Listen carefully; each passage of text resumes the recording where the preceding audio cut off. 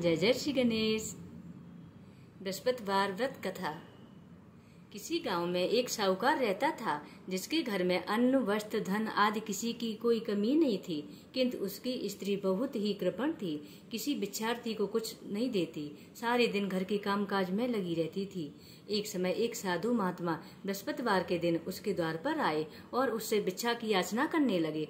स्त्री उस समय घर के आंगन को लीप रही थी, इस कारण साधु महाराज से बोली, मैं कुछ नहीं दे सकती, फिर किसी दिन आना। साधु महाराज खाली हाथ चले गए। कुछ दिन के पश्चात वही साधु महाराज फिर आए। उन्होंने उसी प्रकार भिक्षा मांगी। साहूकार ने उस समय लड़के को खाना खिला रही थी। कहने लगी, महाराज मैं क्या करूं, अवकाश नहीं है, इसलिए आपको भिक्षा नहीं दे सकती। तीसरी बार महात्मा आए तो उसने उसी प्रकार टालना चाहा, किंतु महात्मा जी कहने लगे, यदि तुमको बिल्कुल ही अवकाश हो जाए तो मुझको भिक्षा दोगी। साहूकार ने कहने लगी, हाँ महाराज, यदि ऐसा हो जाए तो आपकी बड़ी कृपा होगी। साधु महात्मा जी कहने लगे, ध्यान से सुनो, एक उपाय बताता हूँ। तुम बृहस्पतिवार को दिन चढ़ने पर उठना, सारे घर में झाड़ू लगाकर कूड़ा एक कोने में जमा कर देना, घर में चौका इत्यादि मत लगाना। फिर स्नान आदि करके घर वालों से कह देना उस दिन सब हजामत अवश्य बनवाएं।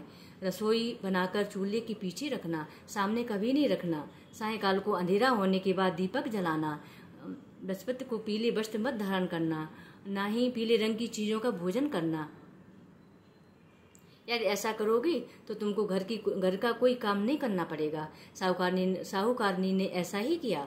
बृहस्पतिवार को दिन चढ़े उठी, झाड़ू लगाकर कूड़े को घर में जमा कर दिया, पुरुषों से हजामत बनवाई, भोजन बनवाकर चूल्हे के पीछे रखवा दिया। वह सब बृहस्पतिवारों के दिन ऐसा करने लगी।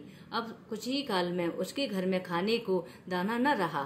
थोड़े दिनों में महात्मा फिर आए और भिक्षा मांगी, किंतु सेठानी ने कहा, महाराज मेरे घर में खाने को अन्न नहीं है, आपको क्या दे सकती हूँ। तब महाराज जी ने कहा, जब तुम्हारे घर में सब कुछ था तब भी तुम मुझे कुछ नहीं देती थी, अब पूरा अवकाश है तब भी कुछ नहीं दे रही हो, तुम क्या चाहती हो वह कहो।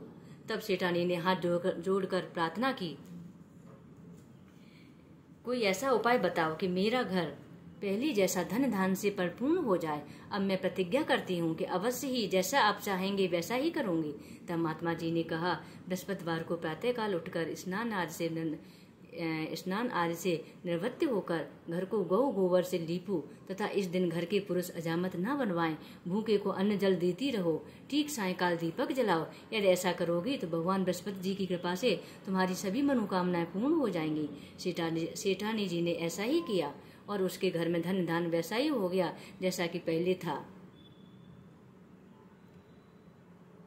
इस प्रकार भगवान बृहस्पति जी की कृपा से वह अनेक प्रकार के सुख भोग कर दीर्घ काल तक जीवित रही। बोलो बृहस्पति देव भगवान की जय।